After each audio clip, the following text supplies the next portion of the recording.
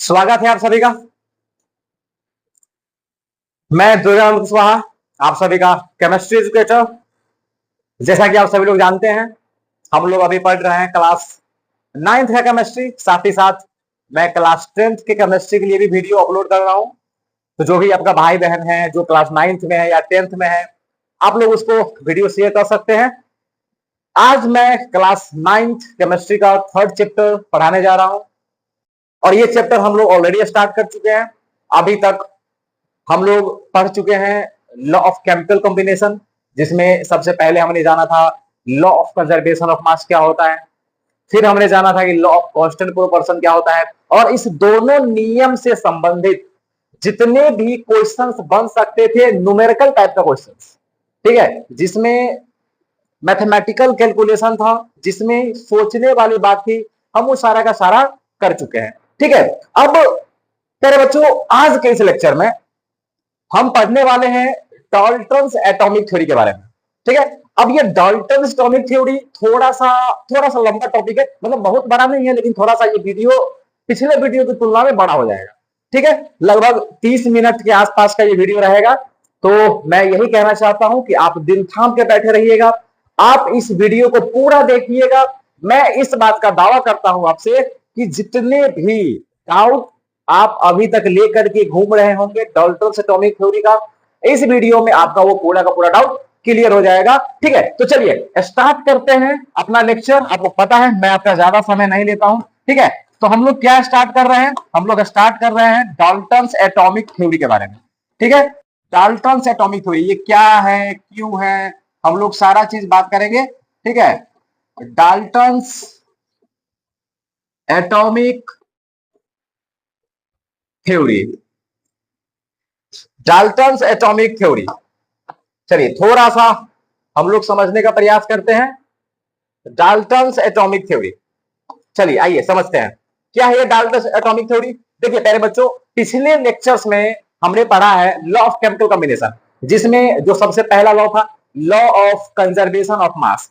वो लॉ क्या बोल रहा था कि जब भी कोई केमिकल रिएक्शन होगा या जब भी कोई फिजिकल चेंज होगा, तो वहां पर रिएक्टेंट का मास और प्रोडक्ट का मास दोनों बराबर होता है। तो देखिए ये जो हमारा नियम है, चाहे वो law of conservation of mass है, चाहे वो लॉ ऑफ कांस्टेंट प्रोपोर्शन है, ये दोनों का दोनों जो नियम है वो एक्सपेरिमेंटल बेस्ड है। एक्सपेरिमेंटल बेस्ड होने का मेरा कहने का मतलब ये हुआ, ठीक है, कि कुछ लोग आए, उन्होंने एक्सपेरिमेंट करके देखा कि भाई जब भी कोई रिएक्शन होता है तो जितना रिएक्टेंट का मास होता है उतना ही प्रोडक्ट का मास होता है। तो वहां पर उसने नियम बना दिया कि देखो भाई जब भी कोई केमिकल रिएक्शन होगा तो रिएक्टेंट का मास प्रोडक्ट के मास के बराबर होगा। उसी तरीके से लॉ ऑफ कांस्टेंट प्रोपोर्शन का भी सेम कहानी है। कुछ लोग आए, उन्होंने एक्सपेरिमेंटली किसी चीज को देखा और उन्होंने बोल दिया कि चलो भाई ऐसा होता है, लेकिन उसका क्या कारण है, यानी कि उसका एग्जैक्ट एक्सप्लेनेशन, उसका एकदम सॉलिड एक्सप्लेनेशन हमको चाहिए। ठीक है, मतलब भाई रिएक्टेंट और प्रोडक्ट का मास बराबर हो गया, ये हम समझे। ठीक है, हमने एक्सपेरिमेंट को देखा, हमने लॉ बना दिया, बट क्यों ऐसा क्यों हुआ? ठीक है, रिएक्टेंट का मास प्रोडक्ट के मास के बराबर क्यों हुआ? ठीक है, दोनों का मास बराबर क्यों हुआ? रिएक्टेंट का मास बढ़ क्यों नहीं गया, घट क्यों नहीं गया रिएक्शन के बाद? यानी कि हमारे पास समस्या क्या है, आप समझ रहे हैं? मेरे पास समस्या ये है, ठीक है, यानी कि हम क्या आपको बता रहे हैं, मैं आपको ये बता रहा हूं, ठीक है, कि problems related to law of chemical combination. ठीक है, कि लॉ ऑफ केमिकल कॉम्बिनेशन से संबंधित क्या समस्याएं हैं। ठीक है, तो भाई साहब समस्या सिर्फ एक है। समस्या क्या है? सिर्फ एक है, और वो क्या है? वो है it is experiment based law. ठीक है ना, याद रखना है, it is experiment based only. ठीक है ना, यानी कि एक्सपेरिमेंट पर आधारित ये सिर्फ है। ठीक है, इसका एग्जैक्ट एक्सप्लेनेशन क्या है? ठीक है ना, मतलब exact explanation is not present. यानी कि ये जितने भी लॉ हमने पढ़ा है लॉ ऑफ केमिकल कॉम्बिनेशन, उसका एग्जैक्ट क्या कारण है, एग्जैक्ट क्या एक्सप्लेनेशन है, ठीक है ना, तो वो हमारे पास नहीं है। ठीक है, अब ये समस्या है, इसका सॉल्यूशन क्या है? अब देखिए सुनिए, एग्जैक्ट एक्सप्लेनेशन कैसे किया जाए। ठीक है ना, तो भाई अब समस्या है तो इसका सॉल्यूशन भी होगा। ठीक है, और सॉल्यूशन क्या है? तो इसका सॉल्यूशन है डाल्टन्स एटॉमिक थ्योरी। यानी कि अगर हमसे कोई पूछेगा कि डाल्टन्स एटॉमिक थ्योरी का सबसे बड़ा फायदा क्या है, तो भाई Dalton's atomic theory law of chemical combination को एक्सप्लेन बहुत शानदार तरीके से करता है, ठीक है ना। तो Dalton's atomic theory explains, Dalton's atomic theory explains law of chemical combination, ये बात याद रखना है। तो Dalton atomic theory law of chemical combination को बहुत ही शानदार तरीके से एक्सप्लेन करता है, ठीक है। अभी आप इतना समझिए कि एक्सप्लेन करता है, अब कैसे करता है ये हम इसी वीडियो में जानेंगे, लेकिन थोड़ा सा थोड़ी देर के बाद, ठीक है। अभी आप समझिए कि हमने जो लॉ ऑफ केमिकल कॉम्बिनेशन पढ़ा था उसका कुछ दिक्कत था। दिक्कत क्या है कि भाई कारण पता नहीं है, ठीक है ना। दोनों बराबर होता है रिएक्टेंट प्रोडक्ट का मास, लेकिन कारण क्या है ये कारण नहीं पता है, यानी कि एग्जैक्ट एक्सप्लेनेशन नहीं पता है। और एग्जैक्ट एक्सप्लेनेशन कौन देता है, ठीक है। तो एग्जैक्ट एक्सप्लेनेशन, एक्सप्लेनेशन का स्पेलिंग गलत है भाई, NA, ठीक है। एग्जैक्ट एक्सप्लेनेशन कौन देता है, तो वो देता है डाल्टन्स एटॉमिक थ्योरी। तो क्या कहता है ये डाल्टन्स एटॉमिक थ्योरी, आइए थोड़ा जानते हैं। तो पहले हम क्या करेंगे, डाल्टन्स एटॉमिक थ्योरी का पूरा स्टेटमेंट पढ़ लेंगे, और उसके बाद हम लोग जानेंगे कि किस तरीके से ये एक्सप्लेन करता है, ठीक है ना। चलिए तो आइए स्टेटमेंट के बारे में जानते हैं। आप इसको स्टेटमेंट बोल लीजिए, आप इसको पोस्टुलेट्स बोल लीजिए, आपको जो बोलने का मन है वो बोल लीजिए, ठीक है ना। यानी कि postulates of Dalton's atomic theory, Dalton's atomic theory का क्या क्या पोस्टुलेट्स है, यानी कि ये क्या क्या बताता है, ठीक है। चलिए आइए समझने का प्रयास करते हैं, ठीक है। ये क्या क्या बताता है, देखिए सबसे जो पहला बात है, डाल्टन सबसे पहले ये बोलता है कि देखो भाई, इस दुनिया में जितना भी मैटर है, ठीक है, इस दुनिया में जितना भी मैटर है वो सब एटम से मिलकर बना हुआ है, पहला नंबर बात, ठीक है। तो हम क्या लिख सकते हैं, ठीक है, सबसे पहला बात हमें क्या समझ में आया कि जितने भी मैटर है वो किसी से मिलकर बना हुआ है, एटम से मिलकर बना हुआ है। यानी कि all the matter is made up of atoms, ठीक है। तो ये बात याद रखना है। इन्होंने सबसे पहला बात क्या बोला कि भाई दुनिया में जितना भी मैटर तुम देख रहे हो ना, ये सारा का सारा चीज किसी से मिलकर बना हुआ है, एटम से मिलकर बना हुआ। पहला बात, बहुत आसान सा बात है। दूसरा बात इन्होंने बोला क्या कि देखो, इन्होंने कहा कि जैसे मान लो एक मैटर है, ठीक है, उस मैटर में सबसे छोटा चीज है एटम। यानी कि सिंपल सा कहने का मतलब है कि अगर एक मैटर को तोड़ोगे, ठीक है, तो तोड़ते जाओ तोड़ते जाओ तोड़ते जाओ तोड़ते जाओ तोड़ते जाओ, उसमें जो सबसे छोटा पार्टिकल होगा मैटर का, हम लोग उसको बोलेंगे क्या, एटम। जैसे हमारा बॉडी है, तो हमारे बॉडी में सबसे छोटा चीज क्या है, सेल। हमारे बॉडी में सबसे छोटा चीज क्या है, सेल। यानी कि हमारा बॉडी सेल से मिलकर के बना हुआ है। उसी तरीके से डाल्टन बोलता है कि भाई देख, जितना भी मैटर है ना इस दुनिया में, जितना भी मैटर है वो बहुत ही छोटे छोटे एटम से मिलकर बना हुआ है, और वो एटम सबसे छोटा चीज है, यानी कि उसको तुम और ज्यादा छोटा नहीं कर सकते हो। तो पहला बात क्या बोला कि सभी लोग एटम से मिलकर बना हुआ है। दूसरा बात वो बोलता है कि एटम मैटर के अंदर सबसे छोटा चीज है, आप इसको और ज्यादा छोटा नहीं कर सकते हो, यानी कि atoms can not be divided further, ठीक है, आप एटम्स को और ज्यादा डिवाइड नहीं कर सकते हो, ये बात याद रखना है। तो सेकेंड बात ये बोलता है, ठीक है, कि atoms can not divided further, ठीक है, एटम्स को आप और ज्यादा डिवाइड नहीं कर सकते हो, यानी कि atoms are individual, atoms individual होता है, ये बात याद रखना है।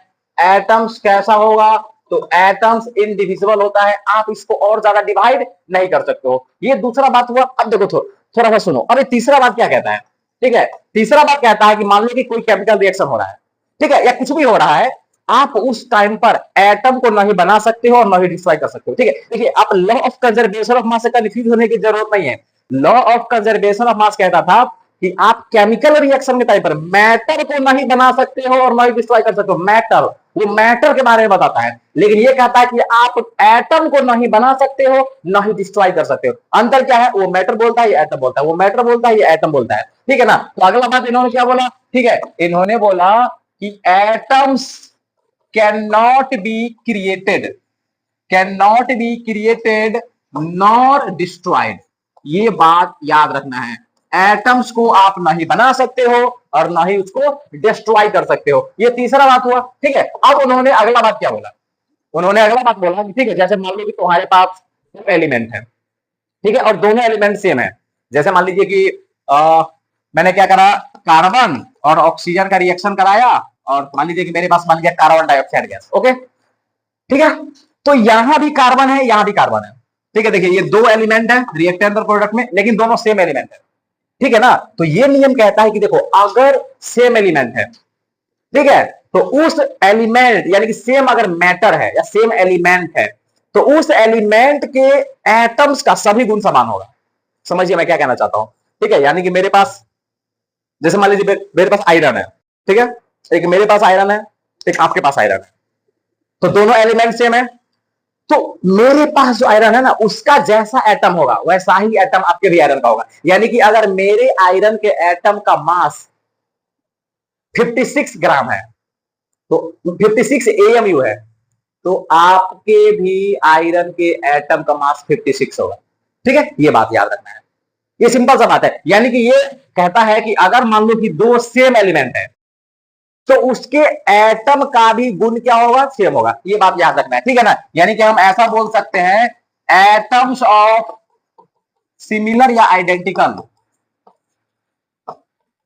Atoms of identical elements are same in all aspects, ठीक है। यानी कि अगर दो सेम एलिमेंट है तो उसका एटम सभी एस्पेक्ट में सेम होगा। सभी एस्पेक्ट में सेम होने का मतलब है उसका मास, ठीक है। ऑल एस्पेक्ट का मतलब क्या हो गया, तो मैं ऑल एस्पेक्ट का यहां पे थोड़ा सा मतलब लिखने का प्रयास करता हूं, ठीक है। ऑल एस्पेक्ट मतलब उसका मास बराबर हो सकता है, उसका क्या, उसका वॉल्यूम बराबर हो सकता है, ठीक है। तो ये सारा चीज है, ठीक है।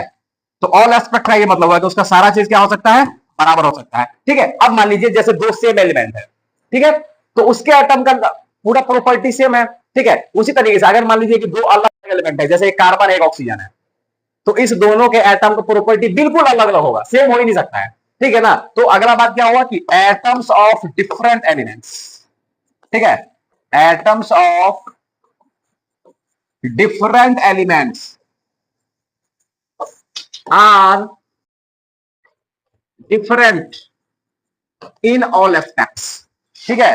ये बात याद रखना है, ऑल एस्पेक्ट्स, यानी कि डिफरेंट डिफरेंट एटम का जो एटम है, डिफरेंट डिफरेंट एलिमेंट का जो एटम है उसका सभी प्रॉपर्टी का होगा, अलग अलग होगा, ठीक है। यहाँ पे ऑल एस्पेक्ट का मतलब मास वॉल्यूम डेंसिटी वगैरह ये सब, ठीक है। तो मेरे विचार से आप लोगों को ये 5 स्टेटमेंट समझ में आ गया होगा, ठीक है। तो ये बहुत नॉर्मल सा बात है, चलिए ठीक है अगला स्टेटमेंट पे चलते हैं। स्टेटमेंट नंबर 6 ये क्या बोलता है, ये बोलता है कि देखो जैसे मान लो कि एक एलिमेंट है और फिर दूसरा एलिमेंट है, तो वो दोनों एलिमेंट का एटम क्या करेगा, कंबाइन कर जाएगा, ठीक है, और कंबाइन करके कंपाउंड बना देगा, ठीक है। जैसे मान लीजिए कि मेरे पास एक एलिमेंट है कार्बन और दूसरा है ऑक्सीजन, ठीक है, तो ये कार्बन का एटम आएगा, ठीक है, और ऑक्सीजन का एटम आएगा, ठीक है, और ये दोनों कंबाइन करके बना देगा कार्बन डाइऑक्साइड, ठीक है। और ये क्या है, ये कंपाउंड है, ठीक है ना।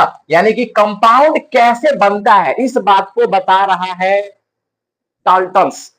वो बोल रहे हैं कि दो एलिमेंट के एटम आपस में कंबाइन करके कंपाउंड बना सकते हैं, ठीक है ना। तो ये बात याद रखना है। तो क्या लिख सकते हैं हम, अगला स्टेटमेंट हम लिख सकते हैं कि atoms of elements combine to form compounds, ठीक है ना। ये बात याद रखना है, ठीक है। अब देखिए ये तो क्या बोला, ये सबको समझ में आ गया कि भाई चलो एटम मिल करके क्या बना देगा, कंपाउंड बना देगा। अब कंपाउंड बनेगा कैसे, यानी कि कैसे कंबाइन होगा ये भी बताता है। तो ये बोलता है कि देखो ऐसे कार्बन है और ये ऑक्सीजन है, तो अगर ये दोनों कंबाइन होगा ना तो ऐसा नहीं होगा कि कार्बन का 70 आ गया मतलब एटम, और ऑक्सीजन का मान लो कि 200 एटम आ गया, ऐसा नहीं होगा, ऐसा नहीं होगा। यानी कि जब भी एटम कंबाइन करके कंपाउंड बनाएगा तो हमेशा सिंपल रेशियो में जुड़ेगा। सिंपल मतलब होता है कि एक आ जाए, ये दो आ जाए, ये चार आ जाए, ये पांच आ जाए, इस तरीके से, यानी कि सिंपल रेशियो में आएगा। और ऐसा भी बिल्कुल नहीं होगा कि कार्बन का 5/2 एटम आ जाए, ठीक है, और ऑक्सीजन का 3/5 एटम आ जाए, ऐसा भी बिल्कुल नहीं होगा। यानी कि जब भी एटम कंबाइन करके कंपाउंड बनाएगा, ठीक है ना, तो वो कंबाइन करेगा होल नंबर रेशियो में, ये बात याद रखना है, ठीक है। कैसे कंबाइन करेगा, होल नंबर रेशियो में। तो एटम्स कंबाइन करके कंपाउंड बनाता है, लेकिन कंबाइन कैसे करेगा, कंबाइन कैसे करेगा, तो सिंपल रेशियो और होल नंबर रेशियो, ठीक है ना। यानी कि हम ऐसा लिख सकते हैं, ठीक है, atoms combine in a simple whole number ratio, ये बात याद रखना है, simple whole number ratio to form compounds. ठीक है ना, ये कंपाउंड बनाता है, और जब ये बनाता है तो ये जुड़ेगा सिंपल और होल नंबर रेशियो। ठीक है, तो ये हो गया 7th नंबर स्टेटमेंट। अब ये 8th नंबर स्टेटमेंट क्या कहता है, थोड़ा सा कहानी समझिए। ठीक है, अब ये क्या कहता है, ये कहता है कि जैसे मान लो कि मेरे पास एक कार्बन डाइऑक्साइड है, फिर ये दूसरा कार्बन डाइऑक्साइड है। ठीक है, ओके। मान लीजिए कि मैंने इसको लाया है सोर्स ए से और इसको कहां से लाया है, सोर्स बी से, यानी कि दो सेम कंपाउंड है, बट दोनों का सोर्स अलग अलग है, यानी कि जो मेथड ऑफ प्रिपरेशन है वो अलग अलग है। ठीक है, हमने इसको अलग तरीका से बनाया है, इसको अलग तरीका से बनाया है। ठीक है, बस सेम कंपाउंड है। ठीक है, तो ये कहते हैं कि देखो, अगर कंपाउंड क्या है, सेम है, अगर कंपाउंड क्या है, सेम है, ठीक है, तो अगर कंपाउंड सेम है तो इसमें टाइप्स ऑफ एलिमेंट, ठीक है ना, इसमें टाइप्स ऑफ एलिमेंट सेम होगा। ठीक है, यानी कि अगर इसमें कार्बन है, इसमें ऑक्सीजन है, तो इसमें भी कार्बन और ऑक्सीजन ही होगा। यानी कि अगर कंपाउंड सेम है, अगर कंपाउंड सेम है तो उसमें टाइप्स ऑफ एलिमेंट सेम होगा, पहला बात। दूसरी बात, नंबर ऑफ एटम भी सेम होगा, यानी कि अगर यहां पे एक कार्बन है तो यहां भी एक ही कार्बन होगा, यहां पे अगर दो ऑक्सीजन है तो यहां भी दो ही ऑक्सीजन होगा। ये बहुत शानदार बात है। तो वो क्या बोल रहे हैं, वो बोल रहे हैं कि अगर देखो दो सेम कंपाउंड है, ठीक है, तो उसमें types of atoms and number of atoms same होगा, ये बात याद रखना है। यानी कि types of elements and number of atoms of that element क्या होगा, सेम होगा। ये बात याद रखना है। तो मेरे विचार से आप लोगों को ये कहानी पूरा का पूरा क्लियर हो गया होगा कि ये क्या कहना चाह रहा है। तो सिंपल हम स्टेटमेंट नंबर 8 क्या लिख सकते हैं, सिंपल 8 नंबर स्टेटमेंट हम लिख सकते हैं, ठीक है ना, कि हमारा जो कंपाउंड होता है, अगर वो दोनों का दोनों कंपाउंड सेम है, अगर दोनों का दोनों कंपाउंड सेम है तो उसमें types of and number of atom भी क्या सेम होगा। ठीक है, टू और मोर सिमिलर कंपाउंड्स, ठीक है, टू और more similar compounds have same kinds of atoms and same number of atoms, same number of atoms, ये बात याद रखना है। ठीक है, तो बहुत सिंपल सा बात हो गया। तो ये स्टेटमेंट नंबर 8 है। ठीक है, कि अगर दो या दो से अधिक कंपाउंड है और सेम कंपाउंड है तो उसमें एटम भी सेम होगा और उसकी संख्या भी सेम होगी। ठीक है, ये एक बात और कहता है, ये लास्ट बात है। ये कहता है कि देखो, जब भी केमिकल रिएक्शन होता है, जैसे हम लोग पढ़े थे ना वहां पे कि law of conservation of mass में कि भाई केमिकल रिएक्शन होता है, तो जब भी केमिकल रिएक्शन होगा तो केमिकल रिएक्शन कैसे होता है, तो वो बोलता है जैसे जैसे मान लो कि हमारे पास H2 है और O2 है, और अगर ये मिलकर के वाटर बनाया, ठीक है ना, तो यहाँ पे ये मैटर जब कंबाइन करता है ना, तो एक्चुअली में इसका एटम कंबाइन करता है, यानी कि हाइड्रोजन का एटम आएगा, ऑक्सीजन का एटम आएगा, दोनों जुड़ करके क्या करेगा, वाटर बनाएगा। ठीक है ना, यानी कि ये सिंपल क्या कहना चाह रहे हैं, ठीक है, ये सिंपल क्या कहना चाह रहे हैं, तो ये कहना ये चाह रहे हैं कि एटम्स कंबाइन करता है और केमिकल रिएक्शन होता है। ठीक है ना, यानी कि atoms participate in chemical reaction. ठीक है, atoms participate in chemical reaction. ठीक है, तो ये बहुत ही नॉर्मल बात है, बहुत ही शानदार बात है। Atoms participate in chemical reaction, जितने भी केमिकल रिएक्शंस होते हैं, ठीक है, उसमें एटम्स क्या करता है, पार्टिसिपेट करता है। ठीक है, तो ये देखिए पूरा का पूरा स्टेटमेंट, ठीक है, ये है डाल्टन्स एटॉमिक थ्योरी। ठीक है, क्या क्या कहता है, आपने पूरा का पूरा कहानी समझ लिया। ठीक है, अब आप इसको रट्टा मार के बैठना है। ठीक है, याद होना चाहिए भाई, और बड़ी बात नहीं है। ठीक है, मुझे याद है तो आपको भी याद हो जाएगा। ठीक है, इसमें कोई रॉकेट साइंस ऐसा नहीं है। ठीक है, तो एक एक चीज को ढंग से समझना है और एक एक चीज को याद रखना है। ठीक है, तो ये हो गया डाल्टन्स एटॉमिक थ्योरी। ठीक है ना, मुद्दा का बात यह है कि मैंने आपको बताया था कि भाई डाल्टन्स एटॉमिक थ्योरी तो लॉ ऑफ केमिकल कॉम्बिनेशन को एक्सप्लेन करता है, लेकिन कैसे कैसे, अब हमको बताइए। स्टेटमेंट तो बता दिए, अब हमको बताओ यार। ठीक है, तो चलो आओ कहानी पढ़ते हैं। ठीक है, हम लोग सबसे पहले बात करेंगे explanation of law of conservation of mass का। ठीक है ना, explanation of law of conservation of mass. ठीक है, यानी कि law of conservation of mass का क्या कारण है। ठीक है, ये क्या है ये तो हम जान रहे हैं बहुत दिन से। ठीक है, लेकिन इसका क्या कारण है हम ये जानने का प्रयास करते हैं। ठीक है, चलिए 1 मिनट का समय दीजिए, थोड़ा सा पानी पी लेते हैं।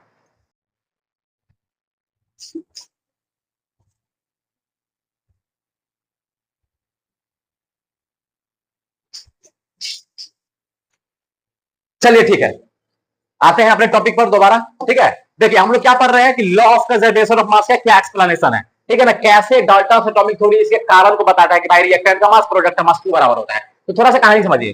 ठीक है, जैसे मान लीजिए कि एक यहाँ पे रिएक्शन हो रहा है, और रिएक्शन क्या हो रहा है, तो जैसे मान लीजिए कि हमारे पास H2 है और क्या है Cl2 है, और ये रिएक्शन करके क्या बना दिया, HCl बना दिया। ठीक है, ये केमिकल रिएक्शन हो रहा है। ठीक है, और ये क्या है, ये रिएक्टेंट है। ठीक है, हम लोग ये समझ रहे हैं। ठीक है, ये क्या है, ये रिएक्टेंट है, और ये क्या है, तो ये प्रोडक्ट है। ठीक है ना, ये क्या है, ये प्रोडक्ट। ठीक है, अब समझिए। देखिए डाल्टन से एटॉमिक थ्योरी क्या बोलता है, पहला बात क्या बोलता है कि भाई जितना भी मैटर है वो एलिमेंट से मिलकर बना हुआ है, मतलब सॉरी, जितना भी मैटर है वो एटम से मिलकर बना हुआ है, यानी कि हाइड्रोजन भी एटम से मिलकर बना होगा, क्लोरीन भी एटम से मिलकर बना होगा, और हाइड्रोक्लोरिक भी एसिड से मिलकर बना होगा। ठीक है, ये बात तो समझ में आया। अब वो दूसरा बात क्या कहता है कि जब भी केमिकल रिएक्शन होगा ना, तो एक्चुअली वो केमिकल रिएक्शन एटम ही कर रहा है, यानी कि एटम्स ही, मतलब हाइड्रोजन का एटम कंबाइन करेगा, क्लोरीन का एटम कंबाइन करेगा, और दोनों मिल करके क्या बना देगा, HCl का एटम बना देगा। ठीक है, तो मतलब ये हो गया। तीसरा बात वो क्या बोलता है, तीसरा बात बोलता है कि आप एटम को नहीं बना सकते हो और ना ही डिस्ट्रॉय कर सकते हो। ठीक है, इसका मतलब हुआ कि अगर यहां पे 2 हाइड्रोजन है तो यहां भी 2 हाइड्रोजन होना चाहिए। ठीक है, यहां पे कितना होना चाहिए, 2 हाइड्रोजन होना चाहिए। ठीक है, तो इसको हम लोग इस तरीके से लिखते हैं कि यहां पे हाइड्रोजन कितना है, 2 हो गया। अब अगर मान लीजिए कि यहां भी 2 हाइड्रोजन है, यहां भी 2 हाइड्रोजन है, फिर वो कहते हैं कि अगर सेम एलिमेंट है तो उसका मास भी सेम होगा, यानी कि अगर यहाँ पे हाइड्रोजन 2 है तो यहां भी हाइड्रोजन कितना होगा, 2। और कह रहा है कि जितना हाइड्रोजन का मास यहाँ है उतना ही हाइड्रोजन का मास यहाँ भी होगा। ठीक है, इन द सेम वे कहता है कि अगर यहाँ पे क्लोरीन 2 है तो यहाँ भी क्लोरीन कितना होगा, 2 होगा। और वो क्या कहता है कि सेम एलिमेंट अगर है तो उसके मास का, उसके एटम का सभी गुण क्या होगा, सेम, यानी कि जितना मास इसका उतना ही मास इसका। तो अब आप समझिए, ठीक है, कि एटम का संख्या भी सेम है, ठीक है, एटम का मास भी सेम है, और एटम भी वही है जो इधर था वो इधर था। ठीक है, तो आपको नहीं लगता है कि दोनों साइड का मास बराबर हो जाएगा। ठीक है, थोड़ा सा कहानी समझिए, मैं क्या बताना चाहता हूं, थोड़ा सा ढंग से समझिए। मैं सिंपल ये कहना चाहता हूं कि भाई जो जो एटम रिएक्टेंट में है वही वही एटम प्रोडक्ट में है, क्योंकि ये बंदा क्या कहता है, डाल्टन, डाल्टन का कहना है कि भाई जब केमिकल रिएक्शन होगा तो आप ना ही एटम को बना सकते हो ना ही डिस्ट्रॉय कर सकते हो। ठीक है, और सभी पदार्थ एटम से मिलकर बना हुआ है, यानी कि ये दोनों भी एटम से मिलकर बना है, ये दोनों भी एटम से मिलकर बना है, और जो जो एटम यहाँ है वही वही एटम यहाँ भी है, और जितना जितना संख्या यहाँ पर है उतना ही संख्या यहाँ पर भी है। ठीक है ना, तो अब मान लो कि एलिमेंट भी सेम है, एलिमेंट का संख्या भी सेम है, तो उसका मास भी सेम होगा ना, क्यों, क्योंकि वो क्या कहता है कि अगर सेम एलिमेंट है तो उसके एटम का मास भी सेम होगा।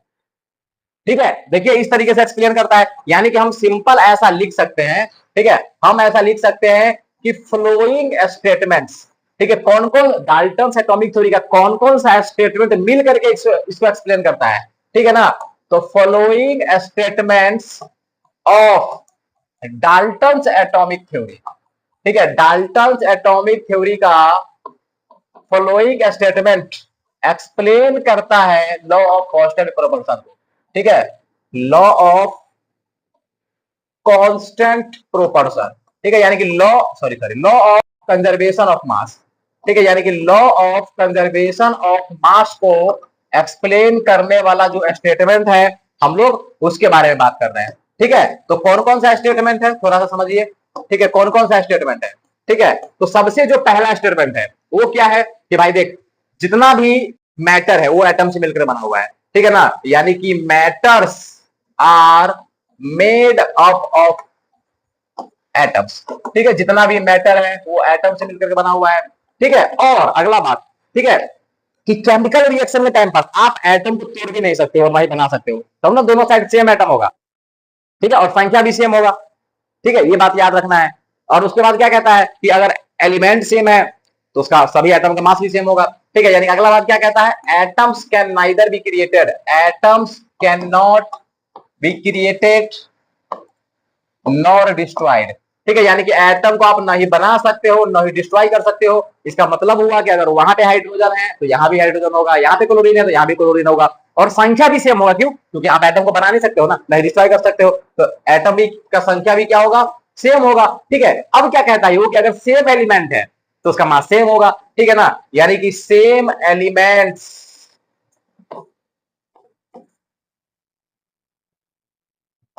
same elements have atoms with same masses, ठीक है ना, सेम मासेस। तो जब आप इस सारा चीज को मिक्स करोगे तब आपको मिलेगा कि हाँ भाई ठीक है, दोनों क्यों बराबर होता है मास, हमें पता चल गया। ठीक है, तो मेरे विचार से आप लोगों को समझ में आ गया होगा कि मैं क्या समझाना चाहता हूं। तो किस तरीके से law of conservation of mass को एक्सप्लेन करता है मैंने आपको ये बताया। ठीक है, तो मेरे विचार से आपको समझ में आया होगा कि ये तीन स्टेटमेंट मिल करके, ठीक है, law of constant, law of conservation of mass को एक्सप्लेन करता है। ठीक है, चलिए अब हम लोग क्या पढ़ते हैं, क्या पढ़ रहे हैं, अब हम लोग पढ़ रहे हैं कि लॉ ऑफ कांस्टेंट प्रोपोर्शन को कैसे एक्सप्लेन करता है। ठीक है ना, यानी कि एक्सप्लेनेशन, ठीक है, explanation of law of constant proportion.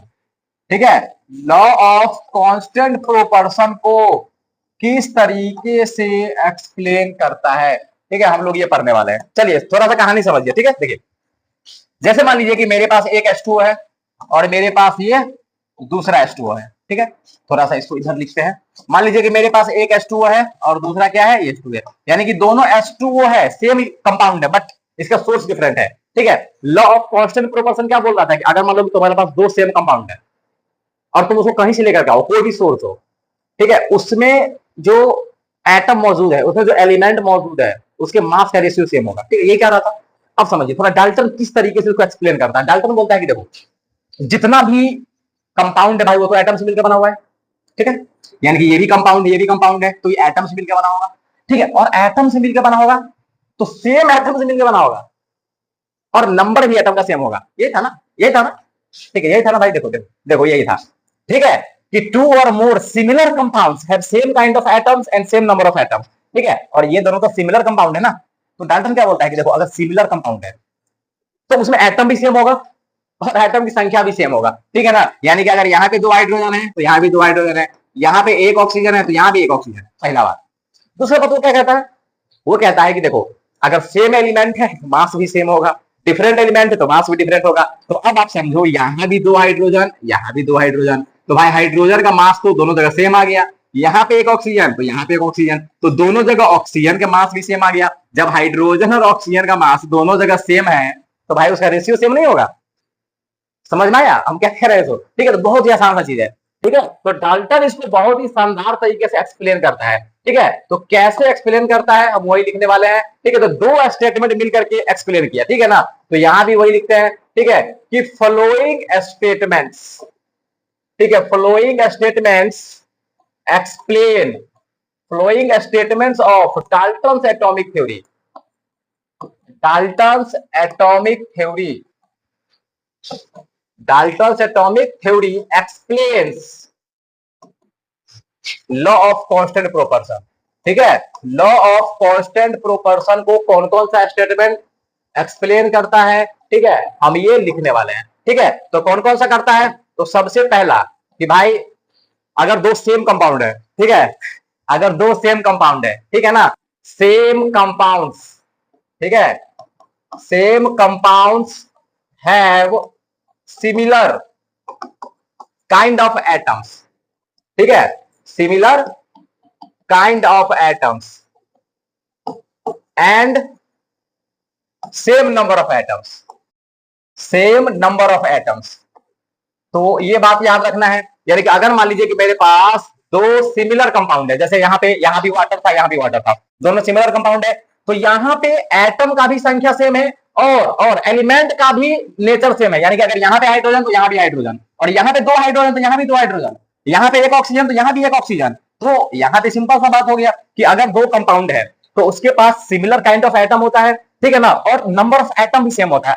ये हो गया। ठीक है, ये दूसरा बात क्या कहता है, और ये दूसरा बात कहता है कि देखो अगर मान लो कि मेरे पास सेम एटम है, उसका मास भी सेम होगा। ठीक है, तो यहाँ भी दो हाइड्रोजन, यहाँ भी दो हाइड्रोजन, तो दोनों हाइड्रोजन का मास दोनों जगह सेम, यहाँ भी एक ऑक्सीजन, यहाँ भी एक ऑक्सीजन, दोनों जगह ऑक्सीजन का मास भी सेम। ठीक है, जब सब कुछ सेम, यहाँ भी सब, यहाँ भी सेम है, यहाँ भी सेम चीज है मास, ठीक है, तो रेशियो भी सेम होगा, सिंपल सा बात है। तो दूसरा स्टेटमेंट क्या है, दूसरा स्टेटमेंट बोलता है कि atoms of same elements, atoms of same elements have similar mass, ठीक है ना, सिमिलर मासेस। तो ये बात याद रखना है, ठीक है। तो बहुत ही सिंपल सा बात है, ठीक है।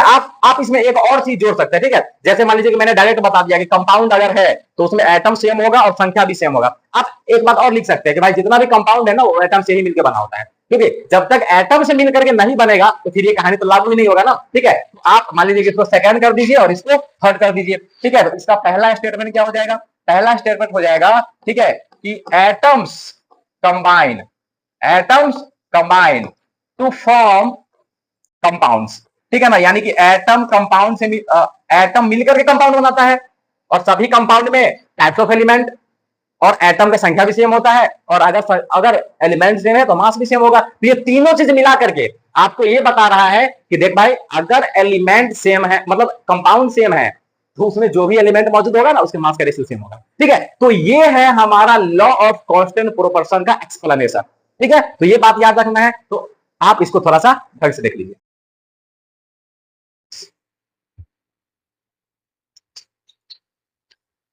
तो मेरे विचार से आप लोगों को ये सारा कहानी समझ में आया होगा, ठीक है। अब लास्ट टॉपिक है डाल्टन्स एटॉमिक थ्योरी का, वो क्या है, लिमिटेशन, ठीक है। देखिए यहां पे डाल्टन्स का 9 पोस्टुलेट्स है, ठीक है ना। यानी कि वो 9 बातें बता रहे हैं, लेकिन इसमें सब बात सही नहीं है, ठीक है। देखो अब आप बोलोगे गलत है, भाई गलत है हमको समझ में आया, लेकिन जिस टाइम पर इन्होंने एटम के बारे में इतना सारा बात बताया था ना उस टाइम पर वैल्यूएबल था, ठीक है। ये कहानी कब का है, 1808 का, आप समझो 1808, ठीक है, जमाना का बात है। और उस टाइम पर उन्होंने उस चीज के बारे में इतना बात बता दिया जिसको देखना भी पॉसिबल नहीं है, ये बहुत ही बड़ा बात है, ठीक है। तो उस टाइम पर उन्होंने इतना सारा बात बताया, बट इसमें कुछ बात क्या है गलत है। अब क्या क्या गलत है, क्या क्या उन्होंने ऐसा बात बोला जो आज की दुनिया में लागू नहीं है, तो हम लोग उसके बारे में थोड़ा सा बात कर लेते हैं, ठीक है। यानी कि हम लोग सिंपल पढ़ने वाले हैं ड्रॉबैक्स या आप लिमिटेशंस बोल लो, ठीक है।